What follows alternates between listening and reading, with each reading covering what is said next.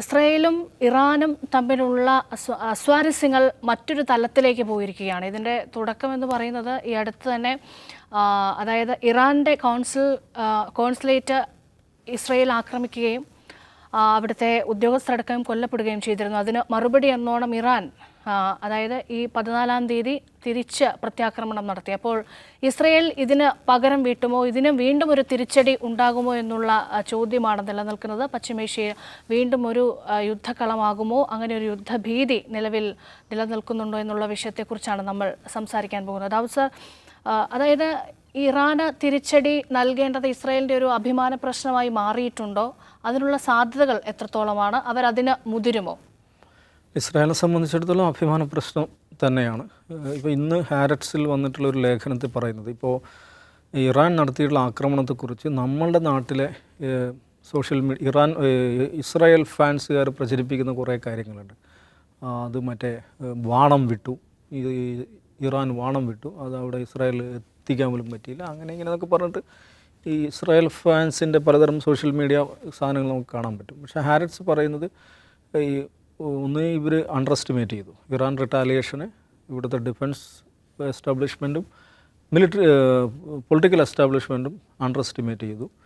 പിന്നെ വരുന്ന report അവരുണ്ടാക്കിയ damage, അതിനെക്കുറിച്ച് വന്നിട്ടുള്ള കണക്കുകളും ശരിയല്ല, വലിയ ഡാമേജ് ഉണ്ടാക്കിയിട്ടുണ്ട്.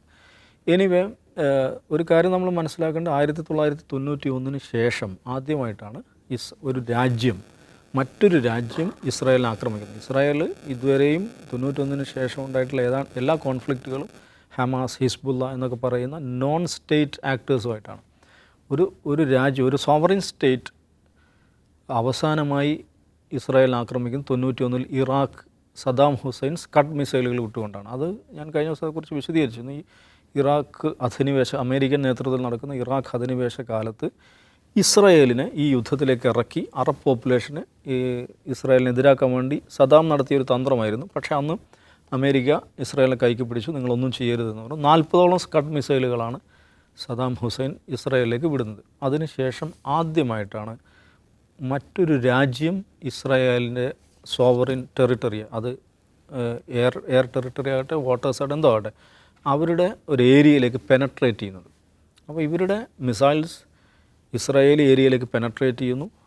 ചിലത് ടാർഗറ്റിലെത്തുന്നു, ചിലത് ഇസ്രായേലിൻ്റെ ഈ അയോൺ ഡോം, ഡേവിഡ് സ്ലിംഗ്, ആരോ എന്നൊക്കെ പറയുന്ന അവരുടെ ഡിഫൻസ് സിസ്റ്റം അവർ തകർക്കുന്നു. എനിവേ അത് ഇസ്രായേലിനെ സംബന്ധിച്ചിടത്തോളം ഞങ്ങളാണ് മിഡിൽ ഈസ്റ്റിലെ നമ്പർ 1 മിലിറ്ററി എന്ന് പറയുന്ന അവരുടെ അവകാശവാദത്തിന് ഏൽപ്പിച്ചിട്ടുള്ള പ്രഹരമാണ്. കാരണം നിങ്ങളുടെ ഈ ഡിഫൻസിന് പെനട്രേറ്റ് ചെയ്യാൻ ശേഷിയുള്ള, ഇസ്രായേൽ തന്നെ പബ്ലിക്കായിട്ട് പറഞ്ഞ കാര്യം എന്താണ്, 99% ഞങ്ങൾ തകർത്തു, ഞങ്ങളുടെ എയർ ഡിഫൻസ് തകർത്തു എന്നാണ്. എന്ന് പറഞ്ഞാൽ അതിൻ്റെ അർത്ഥം എന്താണ്? നിന്ന് ചുരുങ്ങിയത് 1% ഇസ്രായേലിൻ്റെ അവകാശവാദം അനുസരിച്ച് 1% പെനട്രേറ്റ് ചെയ്തു കഴിഞ്ഞു, ഇവരുടെ ഏരിയ കടന്നു കഴിഞ്ഞു എന്നാണ്. എന്ന് പറഞ്ഞാൽ യുവർ ഡിഫൻസ് ഈസ് കോംപ്രമൈസ്ഡ് എന്നുള്ളതാണ്. അപ്പോൾ നിങ്ങളുടെ മിഡിൽ ഈസ്റ്റിൽ നമ്പർ 1 ഡിഫൻസാണ്, നമ്പർ 1 മിലിറ്ററിയാണ് ഞങ്ങൾ എന്ന അവകാശവാദത്തിനാണ് പ്രഹരം ഏൽക്കപ്പെട്ടിരിക്കുന്നത്. അതുകൊണ്ട് അത് ഇസ്രായേലിനെ സംബന്ധിച്ചിടത്തോളം ഒരു ഇൻസൾട്ടാണ്.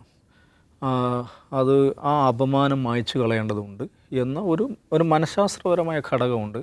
രണ്ടാമത്തത് ഈ പറഞ്ഞ ഒരു റെക്ലെസ് സ്റ്റേറ്റാണ് ഇസ്രായേൽ ആസ് എ ഹോൾ. ഇപ്പോൾ പ്രധാനമായും ബെന്യാമിൻ നെതന്യാഹുവിൻ്റെ നേതൃത്വത്തിലുള്ള ഗവൺമെൻറ്, അതിൻ്റെ കോമ്പോസിഷൻ നമ്മൾ മനസ്സിലാക്കണം. ഇപ്പോൾ ശ്രീരാം സേന, സനാതൻ സംസ്ഥ, ബജ്റംഗ് ദൾ, ഹിന്ദു ജാഗരൻ വേദിക എന്നൊക്കെ പറയുന്ന കുറേ ഗ്രൂപ്പുകൾ നമ്മുടെ രാജ്യത്തുണ്ടല്ലോ. ഈ ഗ്രൂപ്പുകൾ രാഷ്ട്രീയ പാർട്ടികളാവുകയും അധികാരത്തിൻ്റെ ഭാഗമാവുകയും ചെയ്താൽ എന്താണോ അതാണ് യഥാർത്ഥത്തിൽ ഇസ്രായേൽ എന്ന് പറയുന്നത്. ഇസ്രായേലിലെ ഇപ്പോഴത്തെ റൂളിംഗ് കോമ്പോസിഷൻ എന്ന് പറയുന്നത്, നെതന്യാഹുവിൻ്റെ സഖ്യകക്ഷികൾ എന്ന് പറയുന്നത് ഈ ജാതി ഫ്രിഞ്ച് ഗ്രൂപ്പുകളാണ്.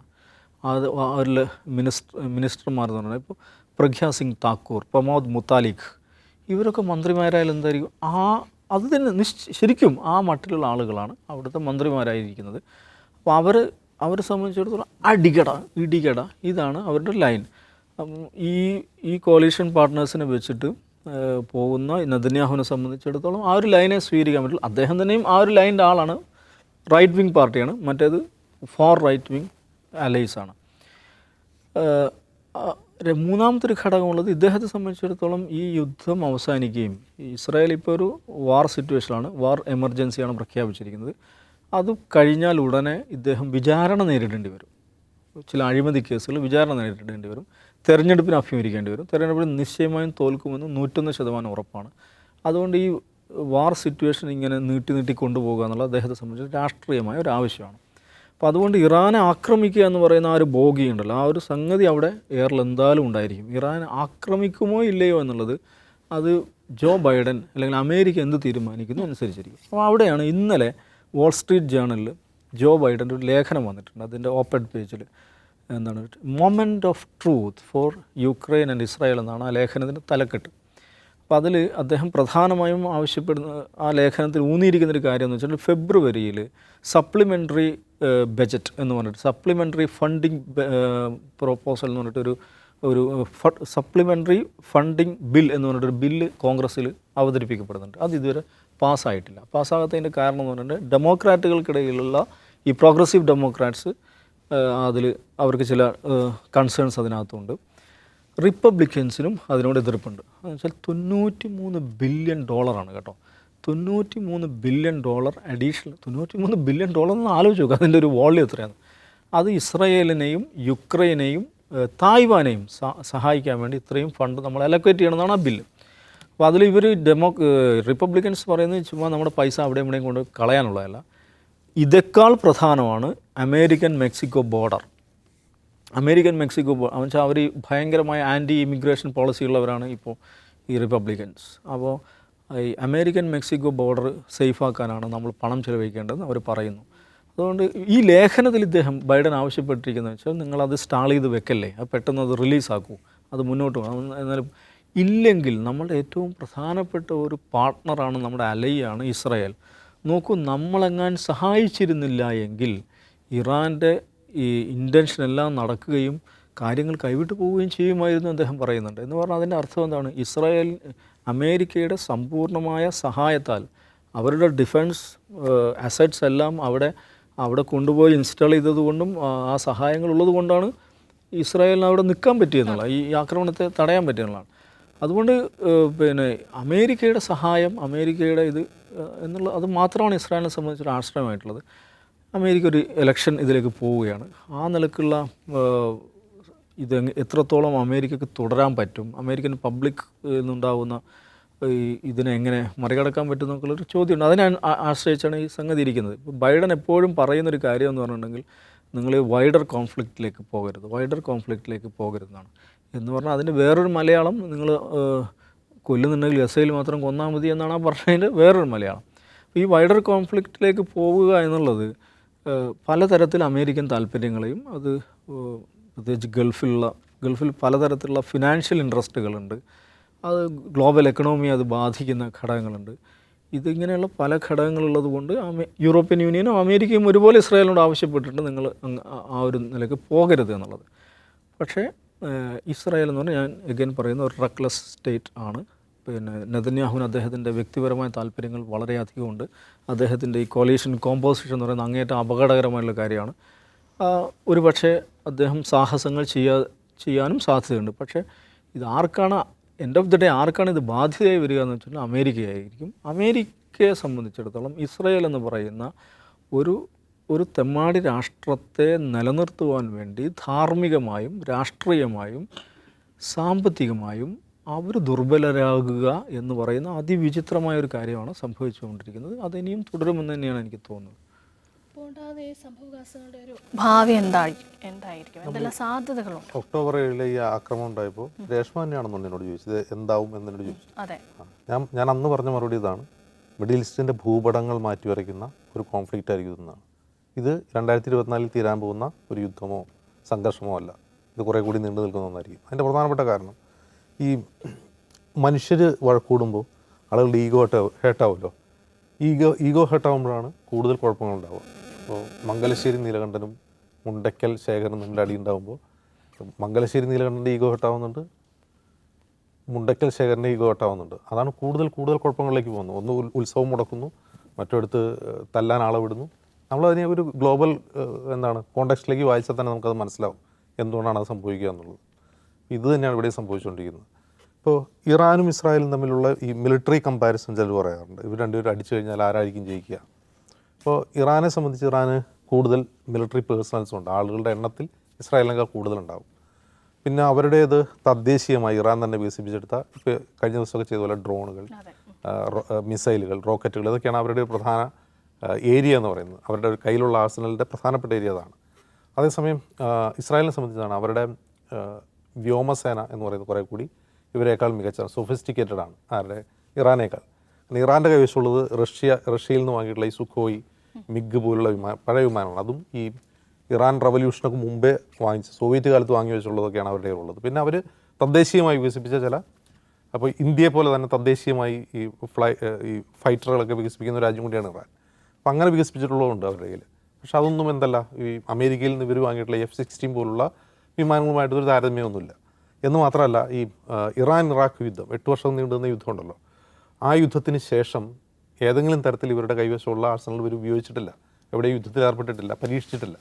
ഈ സൈനിക പരീക്ഷണം നടത്തുമ്പോൾ അല്ലാതെ എവിടെയും പോയി അവർ യുദ്ധവും ചെയ്തിട്ടില്ല. അപ്പോൾ അങ്ങനൊരു അടി ഉണ്ടായാൽ, യുദ്ധം ഉണ്ടായാൽ ആര് ജയിക്കും? കാരണം ഇറാനും ആണവശക്തിയാണ്, ഇസ്രായേലും ആണവശക്തിയാണ്. ഇറാൻ്റെ ആണവശക്തി എന്താണെന്ന് ലോകത്തിനറിയാം, ഇസ്രായേലിൻ്റെ കയ്യിൽ എന്താണോ ഉള്ളതെന്ന് ആർക്കും അറിയില്ല. അത് പരസ്യമായൊരു കാര്യമല്ല. അപ്പോൾ ഇതാണ് ഒരു പ്രശ്നം. നമ്മൾ ഈ യുദ്ധം കാണുന്നതിന് മുമ്പ് തന്നെ, ഇപ്പോൾ ഈ 79 ഇറാൻ ഇസ്ലാമിക് റവല്യൂഷന് ശേഷം ഇസ്രായേലും ഇറാനും തമ്മിലുള്ള ഒരു പ്രോക്സി വാർ നടക്കുന്ന ഒരു സ്ഥലമാണ് മിഡിൽ ഈസ്റ്റ്. പ്രത്യേകിച്ചും ഹിസ്ബുള്ള ഒരു വശത്ത്, മറുവശത്ത് ഹമാസ്, ഹൂത്തികളൊക്കെ നമ്മളിപ്പോൾ അറിയാവുന്ന കാര്യങ്ങളാണ്. ഇതല്ലാത്തൊരു വാർഫെയറിനെ കുറിച്ച് ഇന്ന് ഹാരറ്റ്സിലൊരു ലേഖനമുണ്ട്. എങ്ങനെയാണ് ഇറാൻ ഇസ്രായേലിനെ സൈക്കോളജിക്കൽ വാറിലൂടെ കീഴടക്കുന്നതെന്ന് ഹാരറ്റ്സ് ഒരു ലേഖനത്തിൽ പറയുന്നുണ്ട്. അതായത് ഇന്ന് ഇസ്രായേലിൽ കാണുന്ന പൊളിറ്റിക്കൽ സ്റ്റെബിലിറ്റി ഇല്ലായ്മയ്ക്കുള്ള പ്രധാനപ്പെട്ട കാരണം ഇറാനാണെന്നാണ് ആ ലേഖനം ആരോപിക്കുന്നത്. അതിൻ്റെ പല കാരണങ്ങളിലൊന്ന്, ഇന്ന് ഇസ്രായേലിലെ ജനങ്ങൾക്കിടയിൽ ഡിവൈഡ് ഉണ്ടാക്കാൻ വേണ്ടി സാമൂഹിക മാധ്യമങ്ങൾ വഴി ഇറാൻ ശ്രമിക്കുന്നു. ഈ ബന്ദികളുടെ വീടിന് മുമ്പിൽ നിന്ന് ചിത്രങ്ങളെടുത്ത്, അതായത് ഇസ്രായേലുകളെ കൊണ്ട് തന്നെ ചിത്രങ്ങളെടുത്ത് വ്യാപകമായി പ്രചരിപ്പിക്കുന്നു. അത് ഭരണകൂടത്തിനെതിരായിട്ടുള്ള രോഷമായി വ്യാഖ്യാനിക്കുന്നു. അതുപോലെ ഈ ആക്രമണം, കഴിഞ്ഞ ദിവസം നടന്ന ആക്രമണത്തിൻ്റെ 300 ഡ്രോണോ മറ്റോ ഉപയോഗിച്ചു എന്നാണ് പറയുന്നത്. അപ്പോൾ ഇസ്രായേൽ സ്വയം അവകാശപ്പെടുന്നതാണ്, അതിലൊന്നും സംഭവിച്ചിട്ടില്ല. ഒരു 10 വയസ്സുള്ള കുട്ടിയാണ് മരിച്ചത്, പരിക്കുപറ്റിയത്. പിന്നെ മറ്റൊന്ന്, അവരുടെ ഒരു എയർഫീൽഡിൽ മിസൈൽ വീണിട്ട് വലിയ നാശനഷ്ടം ഉണ്ടായിട്ടുണ്ട്. പക്ഷെ അതിനെ മൾട്ടിപ്ലൈ ചെയ്ത് വലിയ നാശം ഇസ്രായേലിൽ ഉണ്ടായിരിക്കുന്നു എന്ന് ഇറാൻ പ്രചരിപ്പിക്കുന്നു. മറ്റൊന്ന്, ഏറ്റവും പ്രധാനപ്പെട്ട ഒരു കാര്യം, ഇസ്രായേലിൻ്റെ ഡിഫൻസ് സെക്ടറിൽ ഒരു പ്രധാനപ്പെട്ട വെബ്സൈറ്റ് ഹാക്ക് ചെയ്ത് അതിൽ ഡാറ്റ അവർ പബ്ലിഷ് ചെയ്തേക്കാണ് ഇറാൻ. ഇസ്രായേൽ പോലെ ഇത്തരം വളരെ സോഫിസ്റ്റിക്കേറ്റഡ് ഒരു രാജ്യത്തിൻ്റെ പ്രധാനപ്പെട്ട വെബ്സൈറ്റ് ഹാക്ക് ചെയ്ത് അവരുടെ ഡാറ്റ പരസ്യമാക്കുക എന്ന് പറഞ്ഞാൽ അത് അവിടുത്തെ ജനങ്ങൾക്ക് തന്നെ ഉണ്ടാകുന്ന ഒരു ഭീതിയുണ്ട്. ആ ഒരു വാർഫെയർ ഇറാൻ തുറന്നു കഴിഞ്ഞു, അതിനെ നേരിടണം എന്നാണ് ഹാരറ്റ്സ് ലേഖനത്തിൻ്റെ പ്രധാനപ്പെട്ട ആവശ്യം തന്നെ. അപ്പോൾ ഇത് ഓൾറെഡി നടക്കുന്നുണ്ട്. ഇതിനപ്പുറം ഇപ്പോൾ ഇന്നോ നാളെയോ പോയിട്ട് ഇസ്രായേൽ ഇറാനെ പോയി ആക്രമിക്കുമെന്ന് നമുക്ക് കരുതാനേ വയ്യ. അവിടെ നിന്നുള്ള റിപ്പോർട്ടുകൾ പറയുന്നത് അവരുടെ ഒരു പെസഹ 22-ാം തീയതിയാണ്. നമ്മുടെ പെസഹ അല്ല, അവരുടെ പെസഹ. അതായത് ഈജിപ്തിൽ നിന്ന് ഈ ഇസ്രായേലിയർ എന്ന് പറയുന്നവർ അവരുടെ അടിമത്തത്തിൽ നിന്ന് വിമോചിക്കപ്പെട്ട ഒരു ദിവസമായിട്ടാണ് അവർ പെസഹ ആചരിക്കുന്നത്. അപ്പോൾ പെസഹ കഴിഞ്ഞിട്ടായിരിക്കും ഉണ്ടാവുകയുള്ളൂ, അതിന് മുമ്പ് ഉണ്ടാവില്ല. അതിനപ്പുറം ദവസായി പറഞ്ഞ പോലെ അമേരിക്കയുടെ ഭാഗത്തു നിന്നുള്ളൊരു അനുമതി കൂടി അവർക്ക് വളരെ വളരെ ആവശ്യമാണ്. കാരണം ഈ സിറിയയിലെ ഇറാൻ്റെ എംബസി ആക്രമിക്കാൻ എടുത്ത തീരുമാനം അത് അമേരിക്ക അറിയിച്ചിട്ടുണ്ടായിരുന്നില്ല. മൊമെൻറ്റ്സ് ബിഫോർ എന്നാണ് പറയുന്നത്. ആക്രമിക്കുന്നതിന് തൊട്ട് മുമ്പാണ് അത് അവർ അമേരിക്ക അറിയിച്ചത്. അതിന് മുമ്പ് അറിയിച്ചായിരുന്നു അവർ സമ്മതിക്കില്ലായിരുന്നു, അത് വേറെ കാര്യം. അപ്പോൾ ഈ ഒരു അനുമതിയും അവർക്ക് വളരെ പ്രധാനമാണ്. ഇനിയിപ്പോൾ അമേരിക്കയുടെ അനുമതിയില്ലാതെ പോയിട്ട് ഇറാനിൽ യുദ്ധം ചെയ്യാന്ന് പറഞ്ഞാൽ ഇസ്രായേലിന് അത് ചിന്തിക്കാൻ വയ്യ. അതിന് അമേരിക്ക അനുമതി കൊടുക്കുമോ, പ്രത്യേകിച്ചും ഒരു തെരഞ്ഞെടുപ്പ് കാലത്ത് എന്നുള്ളത് വളരെ പ്രസക്തമാണ്. ഇനി ഈ നടന്ന ആക്രമണത്തിന് തിരിച്ചടി കൊടുക്കാതിരിക്കാൻ, കാരണം ഈ തിരിച്ചടി തന്നെ അവരുടെ എംബസി ആക്രമിച്ചിട്ടാണ് ഇവർ ഇങ്ങോട്ട് ആക്രമിച്ചത്.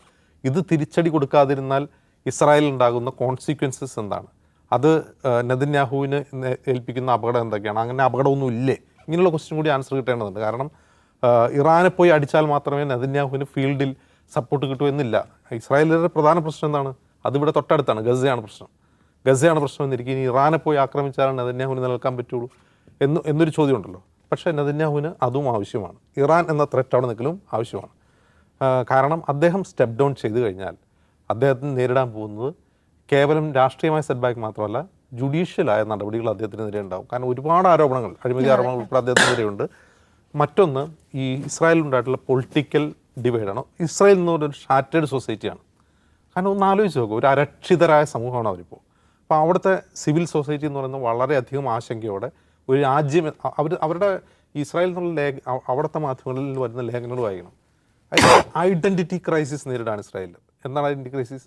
ഒരു വാഗ്ദത്ത ഭൂമിയിലേക്ക് കുടിയേറിയവരാണ്. ലോകത്തെ വികസിത രാജ്യങ്ങളിൽ നിന്ന് കുടിയേറിയവരാണ് ഇസ്രായേലർ. ഇപ്പോൾ ഇസ്രായേലിലെ പൗരന്മാർ പ്രധാനമായും യൂറോപ്പിലെ വികസിത രാജ്യങ്ങളിൽ നിന്ന് കുടിയേറിയവരാണ്. അപ്പോൾ അവർ കുടിയേറുമ്പോൾ അവരുടെ മുമ്പിലുള്ള എന്താണ്? യഹൂദന്മാരുടെ വാഗ്ദത്ത ഗേഹം ഞങ്ങളോട് സ്ഥാപിക്കുകയാണ്. അതിനെ ലോകാവസാനം വരെ നിലനിർത്താൻ വേണ്ടി പ്രതിജ്ഞാബദ്ധരായ മനുഷ്യരെന്നുള്ളതാണ്. അവർ ഇപ്പോൾ നേരിടുന്നത് എന്താണ്? ലോകത്തിന് മുമ്പിൽ അവർ കൊലയാളികളാണ്. ഗസയുടെ രക്തം അവരുടെ കയ്യിലുണ്ട്, അവിടുത്തെ പൗരന്മാരുടെ കയ്യിലുണ്ട്. കാരണം പൗരന്മാരുടെ മാൻഡേറ്റോടുകൂടിയാണ് ഭരണകൂടം അവിടെ നടത്തുന്നത്. അപ്പം നമ്മളെന്താണ്, നമുക്ക് ഓൾറെഡി ഒരു വാഗ്ദത്ത ഗേഹത്തിൽ സുരക്ഷിതരല്ലാതെ ജീവിക്കുന്ന നമ്മൾ ലോകത്തിന് മുമ്പിൽ ജനസൈഡിൻ്റെ ഇരകളായിരുന്ന നമ്മൾ ഇന്ന് വംശഹത്യയുടെ പ്രചാരകരും പ്രയോക്താക്കളുമായി മാറുന്നു. ഇതൊരു ഉണ്ടാക്കുന്ന ഒരു ക്രൈസിസ് ചെറുതല്ല. ആ ക്രൈസിസിന് മുമ്പിൽ നിൽക്കുന്ന ഒരു സൊസൈറ്റിയിൽ പിടിച്ചു നിൽക്കാൻ നെതന്യാഹുവിന് മുമ്പിൽ യുദ്ധമേ നിവൃത്തിയുള്ളൂ. അതുകൊണ്ടാണ് ഞാൻ ആദ്യം പറയുന്നത് 2024 അവസാനിക്കുന്ന ഒന്നല്ല ഇപ്പോൾ നമ്മൾ മിഡിൽ ഈസ്റ്റിൽ കാണുന്ന പ്രശ്നം. തീർച്ചയായും അത് തന്നെയാണ് ഏറ്റവും പ്രധാനപ്പെട്ട കാര്യം. ഇനി ഇസ്രയേൽ ഏത് രീതിയിൽ പ്രതികരിക്കാൻ പോകുന്നു എന്നുള്ളതാണ്. ഇറാൻ അതിനെ എങ്ങനെ നേരിടും, ലോകരാജ്യങ്ങൾ എന്ത് നിലപാട് സ്വീകരിക്കും, അതിൽ ഏറ്റവും പ്രധാനം അമേരിക്ക എന്ത് നിലപാട് സ്വീകരിക്കാൻ പോകുന്നു എന്നുള്ളതാണ്. ഒട്ടനവധി ചോദ്യങ്ങൾ മുന്നിൽ നിൽക്കുന്നു. ഔട്ട് ഓഫ് ഫോക്കസ് പൂർണ്ണമാവുകയാണ്. നമസ്കാരം.